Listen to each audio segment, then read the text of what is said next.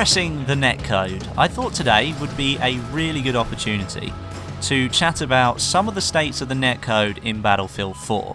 In my last video that I did, Marine Sniper, I made a comment that I felt that the netcode was better than it ever had been in Battlefield 4, and then I revised that to say sort of for PC only, because I know there are a lot of people out there with completely different situations to me, and that was suggested in the comments. There were a lot of people saying that no, I was completely wrong, they were still having massive problems with the netcode and lag spikes all over the place, still having massive problems with the game fundamentally. With all of those expressions and opinions that were given, they were kind of lost in the comments section and didn't really get the focus that I was hoping for. There were so many comments on there that I tried to reply to lots of them, but it was just inevitable that they were going to get buried at some point and I couldn't carry on replying. So I thought, what a better idea than putting it into its own video so that we can talk about the issues that you may still have with Battlefield 4, and I can give my proper opinion as I feel why the netcode is now better than it ever is before. Now, in the background, I've put some clips, sort of like a montage of really good clips in there, that I've taken from the last 3 or 4 days of playing Battlefield 4, and they are perhaps some of the best clips that I've got entirely from Battlefield 4, and I think they are the best ones that represent just how good the netcode now actually is, in comparison to how bad it actually was.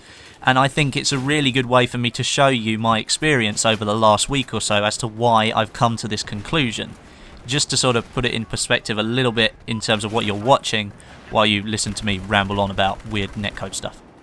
First of all, I'd like everybody to cast their minds back to the Aftermath and Endgame DLCs for Battlefield 3.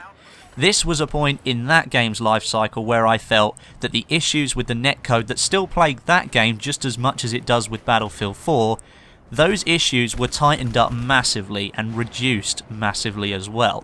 I felt at that point in time that that was how Battlefield 3 should have been when it first came out. It felt really light, felt really nimble, it felt like when I went into a gunfight I always stood a chance of winning it regardless of whether the other player was better than me or not.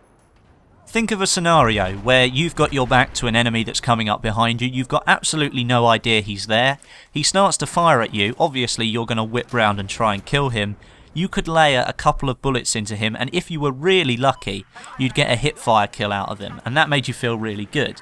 It meant that there was a small amount of luck in there, but at the same time, the connection was working correctly because it allowed you to turn around and face your opponent and give you a chance in the gunfight. When Battlefield 4 first came out, if you were shot from behind, you didn't stand a chance whatsoever.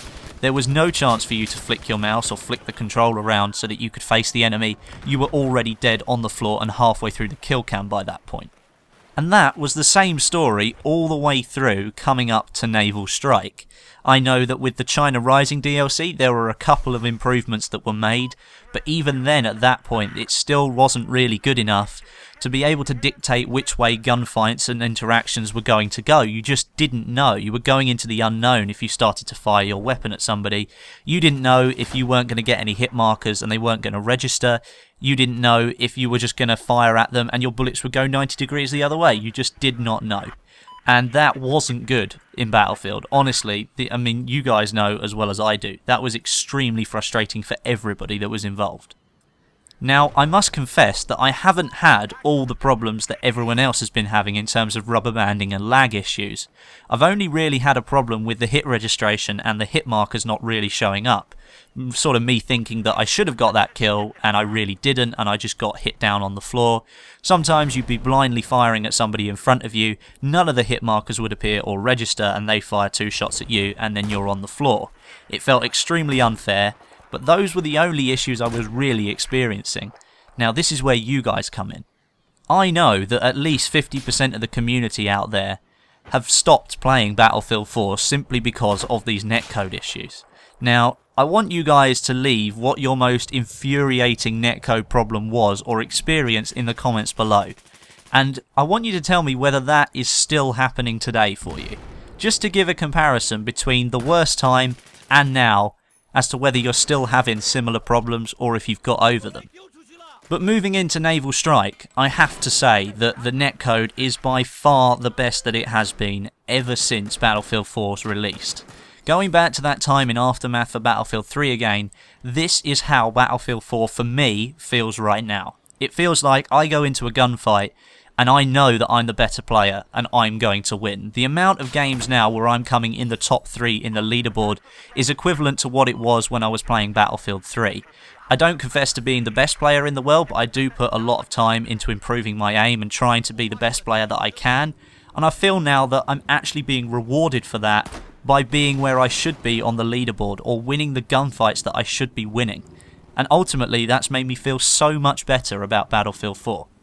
A lot of you may say that that's come too late, and I would have to agree, it's far too late. These issues should not even have been present in the game when it released. And the fact that they were, I think, was infuriating people more than the fact that the game didn't work properly. We were led to believe all the way through the hype leading up to Battlefield 4's release that the game was in good shape, and it was ready for launch. Fair enough, there were multiple events where we were playing on LAN, and these kind of netcode issues just weren't present, and it was very difficult to tell at that stage. But really, we shouldn't have been led to think that these netcode issues weren't there, because I'm sure the developers must have known what state it must have been in. But stepping aside from laying blame to too many people here, I just want to say that Battlefield 4 for me is now in a brilliant shape. I feel like I'm actually the person in the game, playing as it should be, and there is no difference between me on the screen and what's on the server apart from a 30 millisecond latency. And that's what I've wanted ever since the game started. And now that it's not sort of 6 to 8 months after release, yeah, that's taken a long time, but I've waited all this time and I've believed in the developers. And I think we now have a game that really fundamentally works very well. There are still issues, of course, and as I've said, I want you to leave your comments today so that we can see exactly what's going on for everybody in the community.